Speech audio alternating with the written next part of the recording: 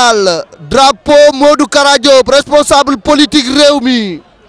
Mamady Ndiaye ak Thioblé moo nekk à droite Mamady Ndiaye à gauche Baba lii revanche la ndax ñoom ñaar daje woon nañu il y a 2 ans de cela Thioblé door ko mu daanu Mamady Ndiaye Thioblé Mamady daa bëgg a jël revanche am Mamady Ndiaye Thioblé door na gauche Mamady Thioblé dooraat na gauche Thioblé dooraat na ko mu daanu Thioblé dooraat na Mamady Ndiaye mu daanu nam ko defoon la ko defaat da koo dooraat mu daanu bi mooy 2e fois mu door ko mu daanu